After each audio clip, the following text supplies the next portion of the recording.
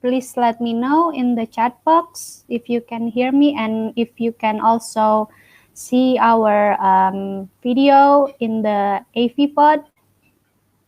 Yes, I see some answers. Molly, Kispe, hi everyone. Okay, perfect. Okay, thank you everyone. Let me just introduce myself first. So my name is Fumita Sari.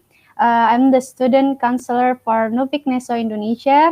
It's very pleasure to be here and to be moderating this afternoon webinar as part of the Study in Europe 2020 organized by the European Union delegations. Well, with that being said, I would like to also welcome you to all participants for joining our webinar, Living and Studying in Holland. So can I first ask, who's here is already planning to study in Holland? Maybe you can just type in your answer in your chat box. Let's see if, okay, I see here Kisbay is typing now. Also Alex. Okay. Let's see. Okay, I see Alex. I am. Maybe you can also let us know if you are going to do perhaps a bachelor, master's, or even a PhD program. Yes. Okay. Thank you, Noel GH. Okay, I see here Nguyen said BA, so Bachelor of Arts. Okay, see here Bachelor of English. All right, I think there's a lot of bachelors here. Okay, sorry, Teng Yong. Maybe we can we will see some masters. Okay, I see master his former chair. Okay, thank you so much everyone for answering. So okay, so in this webinar we will be giving you brief presentations about study in Holland. Also, I will show you a little bit a short video about why studying in Holland. So also in this webinar, we will also be having a talk show with our two special guest speakers. They are Holland alumni from Singapore who are kindly joining us to share their experiences about everything related to study in Holland. So for all participants, be prepared with the questions you want to ask. Because we also will have a Q&A session at the end of the webinar. So first of all, let me introduce you to our first guest speakers who has recently graduated this year. Her name is Miss Angela Law. She holds a Bachelor of Science in Communication Science from the University of Amsterdam. And in the upcoming week, she will be starting her postgrad studies at Trinity College Dublin. So, good morning, Angela. Good morning, Hi, and good welcome. morning. It's nice being here, and thank you for joining us today. Thank you, Angela. Welcome. So, and our second guest speaker is Mr. Teng Yong Lo. He holds a Master of Science in Food Safety from Wageningen University and Research. He is currently working as Deputy Director in the Regulatory Policy Department of Singapore Food Agency. So, good afternoon and welcome. Hi, thank you very much for having me. Okay. Thank you again, Angela and Teng Yong, for joining us this afternoon.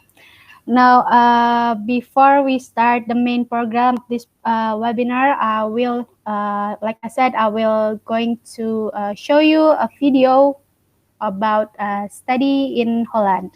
Let me first sharing my screen. Okay. Can you see my screen already? It's loading. Okay. Oh, yeah. Yeah, okay, yes. So I will play the video, yeah? Do you want to study in Holland? Of course you want to study in Holland. The next 100 seconds will definitely convince you. All right? Let's go. Study in Holland. Every year, many international students undergo the Dutch experience. But what does this mean? What makes studying in Holland so great? Holland is really internationally oriented. I mean, where else would you find students from over 160 different countries? 1 out of 10 students is an international student. Did you know that we have more than 2,100 English top programs? Pretty good, right? You know what's even better? The quality of our education. You won't find this quality of education at such an affordable rate anywhere else. The open-mindedness of the Dutch people is reflected in the way we educate. It's in the way we teach, the way we interact, in the way we work together. Once you're done studying here, Holland offers a ton of opportunities for entrepreneurs and job seekers. Holland is the home of some of the world's biggest multinationals, such as Philips, Shell, and many more. We even have a special one-year program for you to get employed called Orientation Year. You can be part of the Holland Alumni Network for everyone who had the Dutch experience. How much time do I have left? What? 30 seconds? Well, that's enough time for some facts. Dutch people are the best non-native English speakers in the world. Holland is also one of the happiest and safest countries, and our educational institutions rank among the world's top 2%. But there's more to Holland. Holland is creative, high-tech, diverse, innovative, nicely located, exciting, has a unique cuisine and a rich history. We've got a unique culture and very welcoming people. Just barely made it. So now you know why you should study in Holland.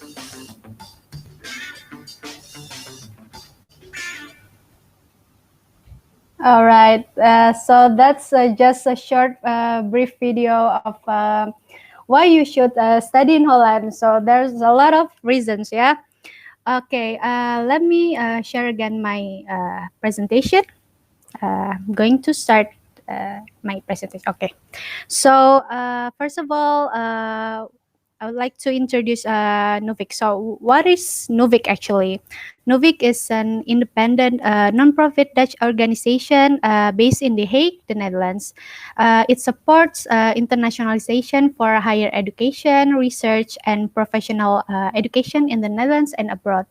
Novik itself is funded by the Dutch government, and it has currently 10 representative offices in 10 different countries, such as Brazil, Indonesia, China, India, Mexico, South Korea, Russia, South Africa, Turkey, and Vietnam. So what is exactly Novik Neso? Neso itself is a short for Netherlands Education Support Office. There are several key activities that we do, such as promoting education to prospective students, facilitating institutional cooperation between institutions and the countries. We also act as a key facilitator for Holland Alumni Network. We also, and lastly, manages scholarship such as Student in the Netherlands, Orange Knowledge Program, Orange Tulip Scholarship, and EU Share. Okay, now because we already know the reason, I'm not going to inform you again about the reason why to study in Holland, but instead I will inform you about what are the differences between research universities and universities of applied sciences. So in the Netherlands, we are mainly divided into two types of universities. The difference is mainly the focus of the program. So research universities is offering more into research-oriented programs in academic settings, while universities of applied sciences is offering more programs that is focused on a practical application of arts and sciences. So that is the difference. Now, talking about the tuition fees, while it's not actually free in the Netherlands, but it's actually quite reasonable. In the Netherlands, for bachelor's tuition fees per year, it costs average 60,000 to 15,000 euros. while for masters it costs 8,000 to 20,000 euros. And for living costs, regarding for the living cost, students spend an average of 800 euros to 1,100 euros. So this will, of course, depend on the city where you live in, and also the lifestyle, for example.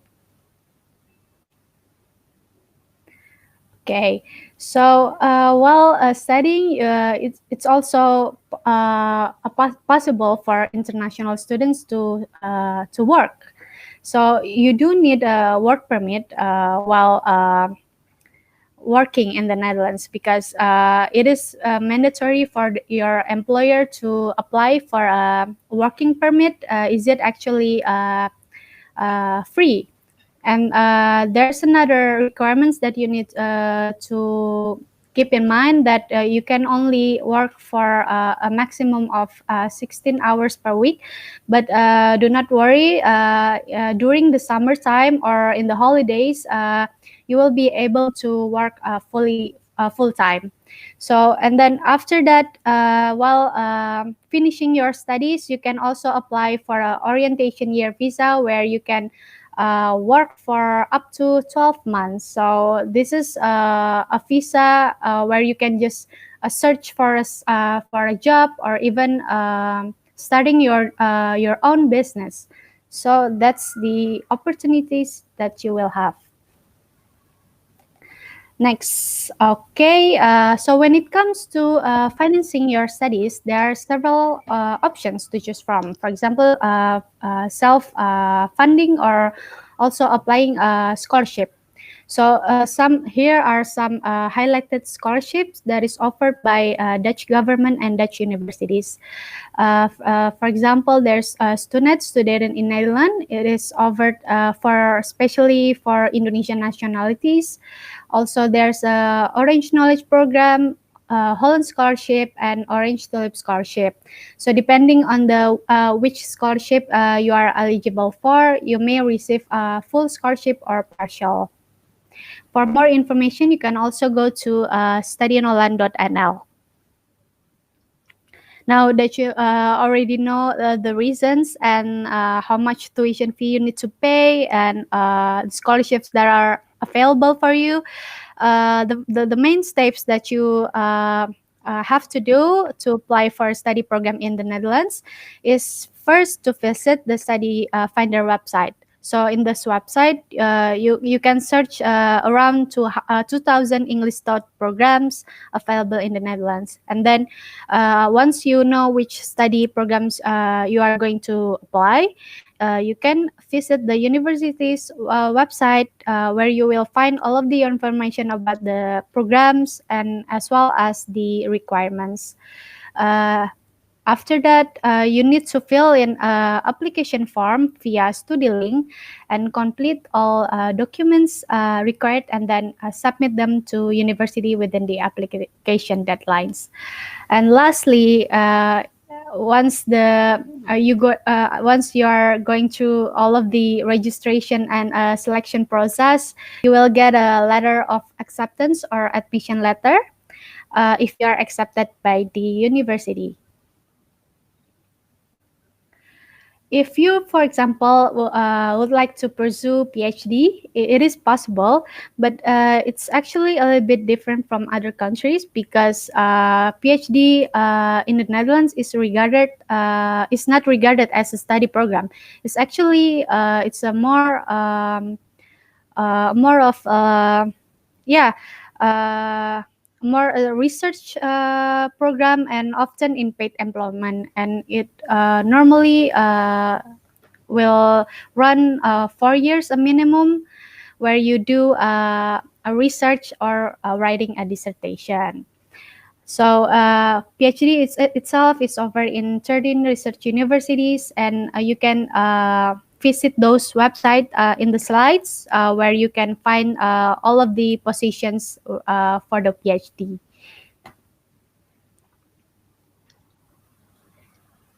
All right, so that's actually my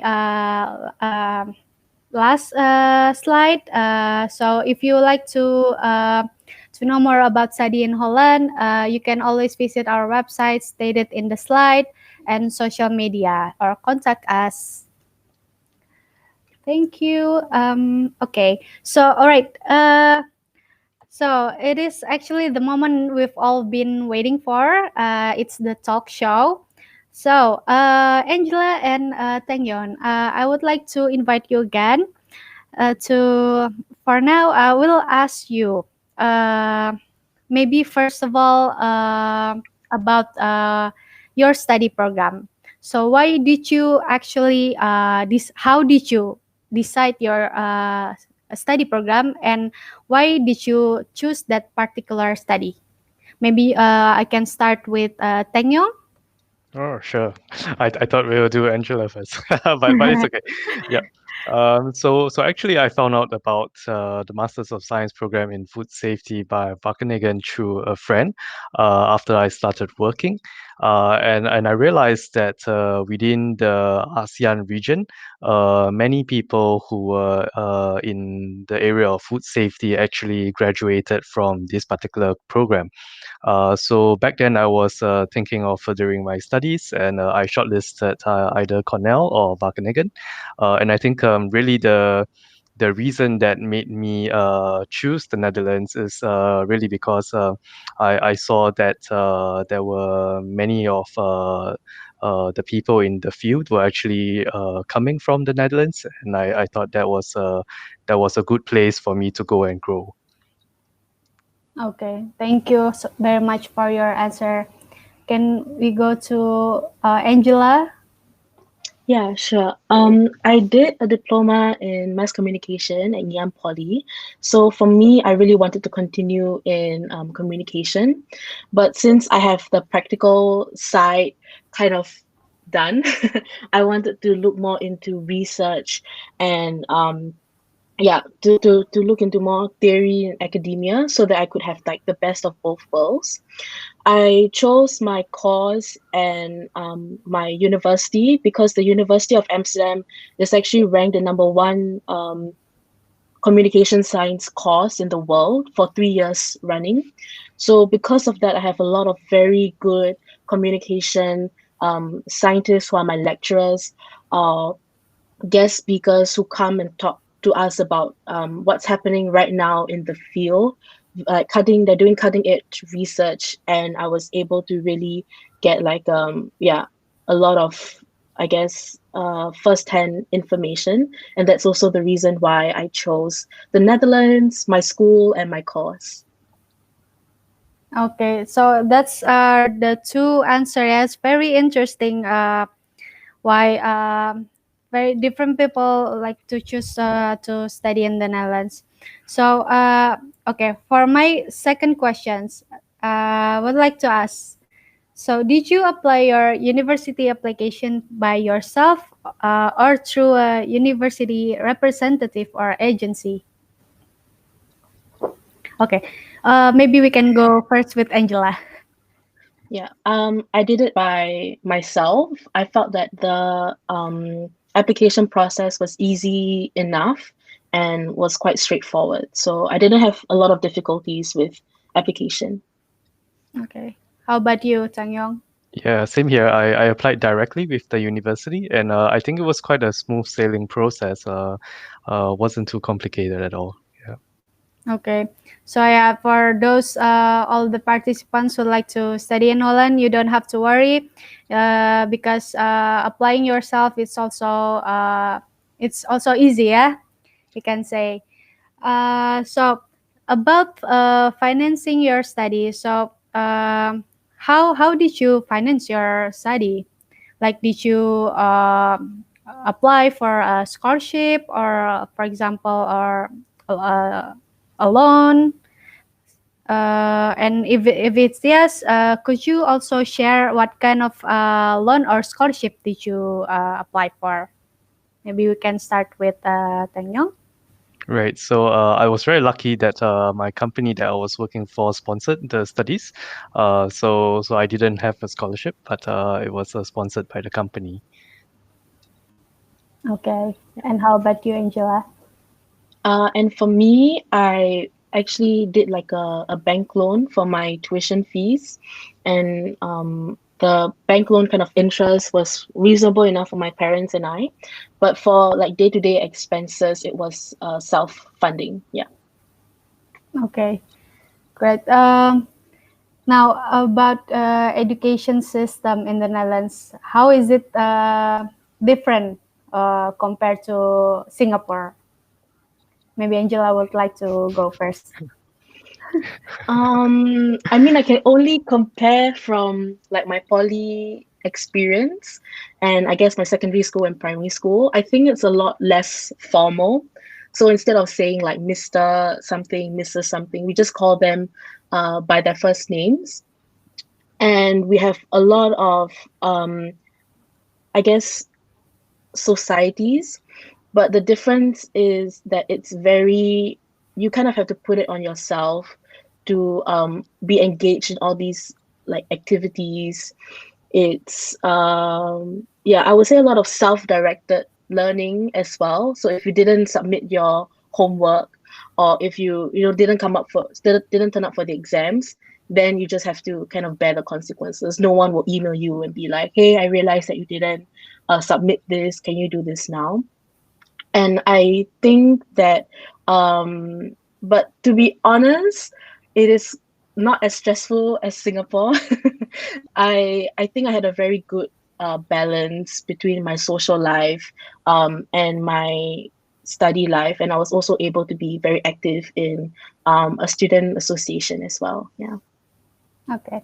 Okay, wait. I think for Teng Yong, I will ask you another questions so we can cover all of the angles. So it's about culture shock. So did you, by any chance, experience culture shock, and what are the most different things from Singapore? Right. I suppose culturally, the Dutch people are a lot more direct than people in Singapore. They really speak what they think, and personally, I really like it because you never have to second guess a person, or do they really meant what they say. Uh, but other than that, I think getting along with people was really quite easy because everyone is quite transparent about what they are thinking, about their true feelings about things. So it's pretty easy to navigate. Uh, I think one of the things that I got a shock was the Dutch don't really like to eat hot breakfast. Or maybe it's just me, but I was very used to having a hot breakfast, and I couldn't find that Oh yeah, anywhere. yeah, Yeah, yeah. or even a hot lunch. Exactly. They tend to eat a sandwich. Yeah. Yeah. So that was a little bit for a couple of weeks that got me, yeah. As a foodie kind of person, yeah, that was a little bit difficult. But yeah, totally agree with you with the directness of the Dutch. Also, they are very tolerant about the new culture. Yeah, from different cultures and different nationalities, because well, the Netherlands itself is very multicultural, if you can see. So I think because we only have 7 minutes left, I'm trying to be we can see here, because we already have so many questions. I think we can already start with the Q&A session. I will show you. Okay. Yes, there's a question about,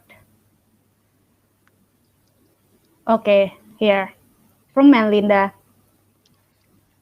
Okay. Okay. Question from Melinda. Will it be possible, bachelor in communication pursue MBA in the Netherlands? Okay. I think maybe that's more for Angela. Would like to answer for that? Yeah. I think okay, there's a difference between an MBA and an MSc BA. So MBA is Masters in Business Administration. MSc BA is Masters of Science in Business Administration. So for me, when I was looking at my possible route to go for masters, I realized that a lot of MBA, they require working experience and your GMAT score. But if I were to do a bachelor's in communication and pursue an MSc BA, so Masters of Science in Business Administration, at least from my university, I can do it. But yeah, I can do it. But if I were to go to another university, for example, Erasmus University in Rotterdam, I will have to complete certain modules. So, for example, like do a minor in business or in maybe statistics or something like that. You have to really see the requirements, but usually you should be able to, but you have to really look at the requirements, and during the electives block, select electives that will be very complementary to the Masters of Science in Business Administration. But for the Masters in Business Administration, that is that requires some working experience from the research that I've done. Yeah, totally agree. So also I would like to add for MBA, for example, if you are graduating from University of Applied Sciences, normally you will have to do a pre-master because MBA is often offered at a research university. So you do have to do a pre-master, and also you will also need a GMAT test. So that's actually two other requirements that you have to do. Okay, thank you so much, Angela, for the answer. I hope that's answered your question, Melinda. Moving on to the next question. There's here. I think it's interesting from GH. How are applied science universities recognized in Singapore? Maybe some of you know for this question. I'm not sure myself, but I think with the applied sciences, you get a lot of practical experiences, skills that would be very beneficial to whichever job that you're applying for. I think in general, the Netherlands is still not as a popular study destination for Singaporeans in comparison to Australia, UK, the US. So as long as you show that you have these practical experiences, it's very like universal. So yeah, I think it's something that your employers or potential employers would definitely appreciate and recognize. But I'm not so sure about universally if it's recognized in Singapore or not. Maybe Teng Yong, you have a better Yeah, understanding. I was struggling for that, but I know for sure that Wageningen is widely recognized by companies and also by the public sector, simply because it really has such a great reputation within the agricultural and food science fields. So not so sure about the other universities, unfortunately. Yeah. Okay, so maybe for GH, you can actually consult with your university as well. Maybe ask if how will it be recognized in Singapore. So thank you again, GH, for the questions. I think I can put one more questions because we have 2 minutes left. Okay, here this questions maybe. So how was living from questions from Nadia? How was living situation like? Did you live in a student housing? If yes, how was the experience? Maybe Teng Yong could All right. answer this question. Sure, of course. I actually had the fortune to try both student housing and also housing outside, where I rented an apartment by myself. When you go to the university, or at least when I went, the university took care to ensure that you do have student housing available. So it's pretty much hassle, or at least you don't have to really worry so much about it. So the first thing you do when you go to your university on your first day is that someone would be helping you to settle into the student housing. Student housing itself, I think it depends on the characteristics of the particular housing that you have gone to. You know, certain spaces have some qualities or characteristics depending on how it is. But generally, it's pretty much a very international atmosphere. You get to interact with many people from different cultures, coming from different countries. It's very much a very enriching experience, and yeah, it's pretty good. Yeah, and on the flip side of going out to live in an apartment, that's also possible to do. I remember that I had a housing agent to help with looking for an apartment. Basically, they do something like they operate on something what they call a no cure, no pay kind of basis. So until they find you a place, you don't have to pay them anything, and once you do find a place that you like, I think the housing agent pretty much does a lot of the necessary administrative work to help you move in smoothly. Yep. Okay. So, I also actually have a question, just a short question. So I heard there's a association, right? In Association of Singapore in the Netherlands. Do can the students, prospective students, can they also, for example, contact them to ask if they ask for support? For example, do you know?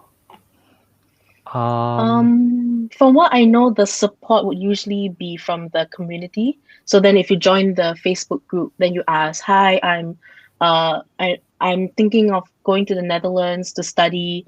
Can you connect me with people, or do you have any like ideas?" Because in the group, it's not just for students; it's really also for expats or people who married like a Dutch person. So, for example, some expats also asked in the Facebook group, "Where's the best place to live? I want my children to be able to have a good education, but at the same time, have a good social life."